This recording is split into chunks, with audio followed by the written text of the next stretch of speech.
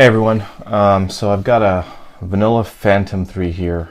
Everything's completely stock, and recently I got a bit of a into a bit of a crash, and if you can see this, there's a couple of places where I've cracked the shell. Not a huge deal, just aesthetically it's not very pretty. It's, taking a beating in a couple other places. So initially I was thinking I would just replace the top part of the shell. Problem is, as I took a closer look, I realized that one of the rotors is a little bit too close to the body when the blade comes around. So I don't know if you can see that, but this one right here doesn't quite have the separation as the other ones do.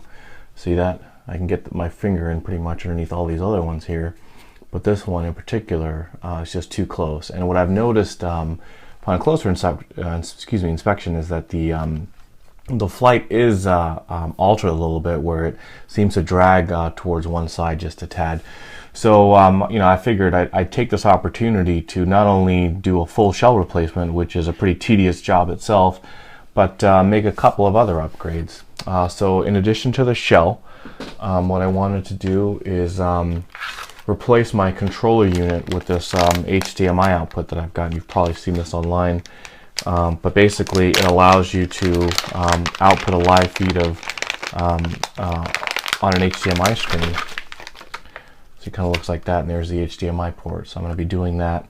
That just you take the existing module off the back of the controller and you stick this back on. In addition, I figured I'd at least attempt to replace the legs. These ones come with the compass. I'm still deciding whether I'm going to paint them or not as well. I definitely like to paint the shell, and I've heard a lot about these carbon fiber reinforced repellers. Not sure if they will live up to kind of the hype, but we'll certainly take a look and see how those work out. And last but not least is what DJI calls its part 30, which is the actual top and bottom shell. Looks like that. Let's go ahead and open this up and take a look and see what we've got here. So it comes in a box, sealed really well, and there's the top and body of the shell. You've got like the little battery compartment there, and here's the top part.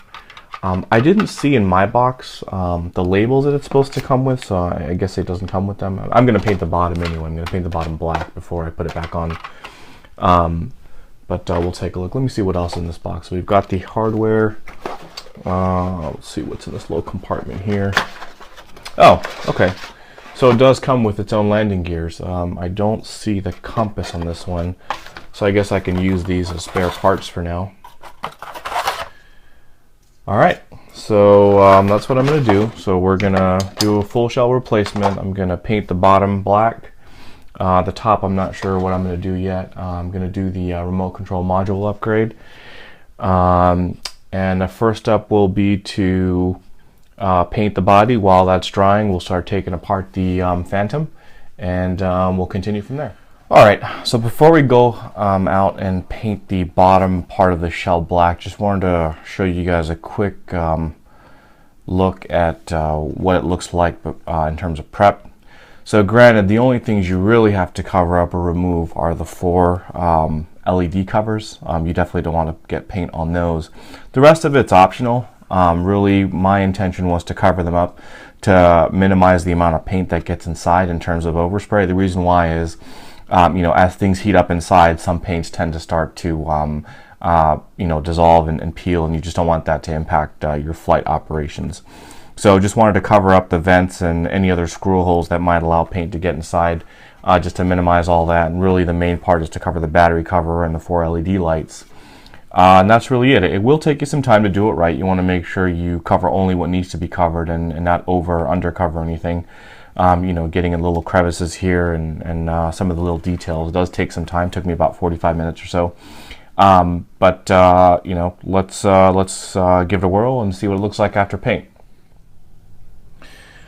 Alright, so while the paint is drying on the bottom shell, I'm going to work on the remote control. So again, what we're doing is we're replacing this stock USB output port with an HDMI output. And what this allows you to do is simultaneously see an HDMI feed on another screen of whatever your drone camera is capturing. So that's the box. It's part 54. It looks like this. Comes with its own hardware and the actual module. And the way to get this off is to pull this that way while you lift this up. There's a little socket here that this goes in, but the face is also catching the actual plate here. So you kind of got to do both of them simultaneously, and it comes off pretty easily like that. So the HDMI module is actually built in. This socket is where it feeds the signal down to the rest of the board.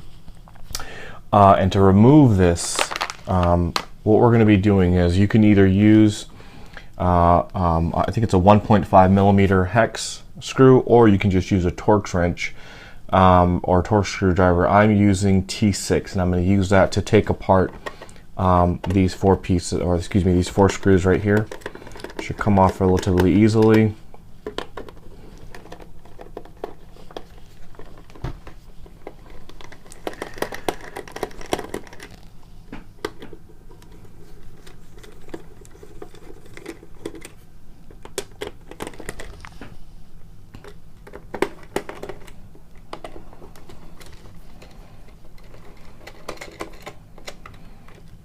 And just some pressure inwards should remove this top plate here. Looks like I've got a little bit more ways to go on this last screw right here. See if we can't get that off. Alright, so that up, still not quite done. Alright, so we've got that now. Just I'll set aside my four screws here into this cover. We'll stick those in there. And what you're going to see here is that there's three cables. There's one here, and one here. And then there's three Phillips screws that are holding this in place. So what we're going to do is we're going to take, and you can use either your fingertips or just something really tiny. There's some black tabs here that need to be popped open that are holding the cables in place. And just real gently pop those up here. And what that will allow you to do is pull the cable out.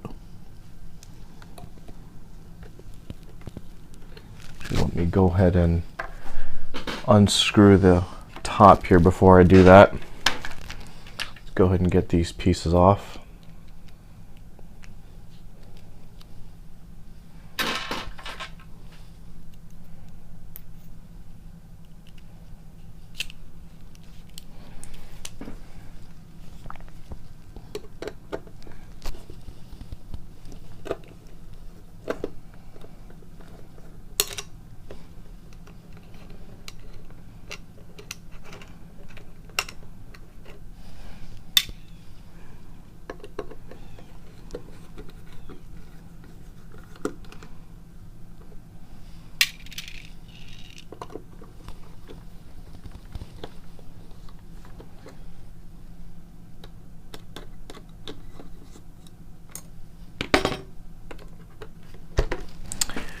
Alright, so we've just got to get the cables out now, and you can just gently pull on these tabs here to pull them out.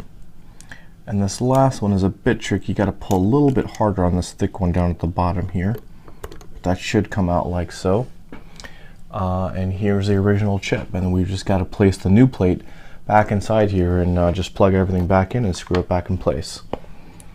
So here's the new board. What we're going to do is just get these things out of the way here. And I think the first thing to do would be to go ahead and plug this black cable back in, like so. Let's see if I can give you guys a better view of this.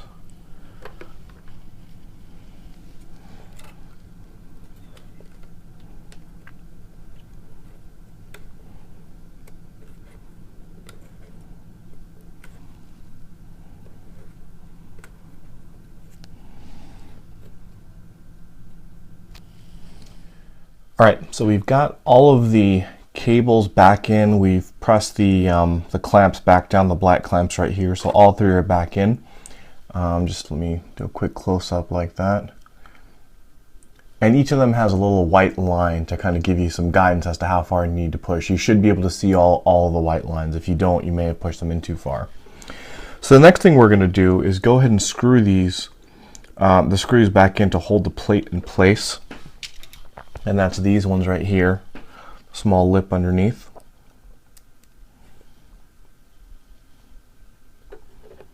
And just being careful not to nick any of the electronics.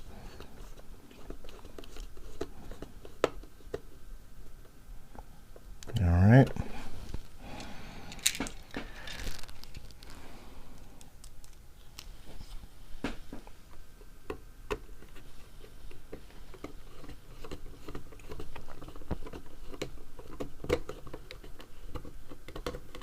And again, you shouldn't need too much pressure, just enough to keep these in place.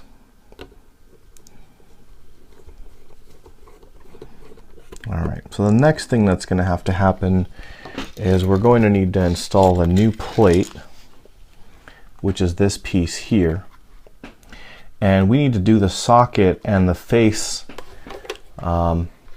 where these plugs are going to go over all kind of at the same time. So it's a bit tricky, but essentially what we're going to do, and the thing is that the socket needs to go straight down completely straight. So just like that. And that should do it. And then we're just going to put these screws back in here, get everything back in place, and we should be in business.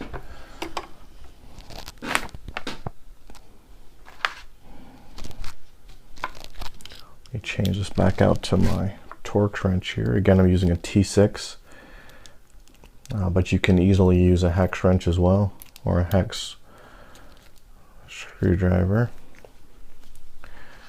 All right, so these are all the same length. Really shouldn't matter how they go in. It's essentially the same parts. DJI does provide replacement screws for these, but it shouldn't really matter. So I'm going to go ahead and stick these back in, one at a time like that.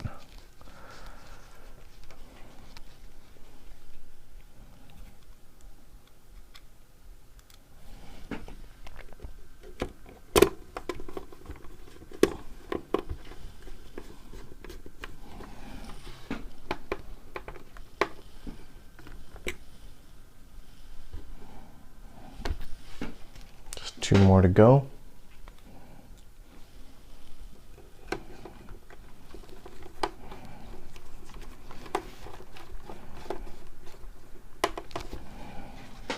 All right, and what I'm going to do next is go ahead and before I take the aircraft apart, I'm going to make sure that I haven't caused any trouble by doing the upgrade on this HDMI module to make sure everything else still works okay. So stick around and we'll do that next. Thanks. So here we've got the display. It looks like it's working. The upgrade, the HDMI module back here was successful. Right now I've got it in the USB port. Unfortunately, I don't have an HDMI cable that connects to a mini slot. I've ordered that on Amazon. Hopefully it should be coming in a couple days. But in the meantime, just want to show you that the display does work. I've got the Phantom right here that's turned on, and I'm able to you know, turn the aircraft around and see what I need to see in the display. So it looks like the HDMI module was successful, or the upgrade was successful, and we'll move on to taking apart the shell, starting with the top, and we'll open up and take a look, see what the inside is. Thanks.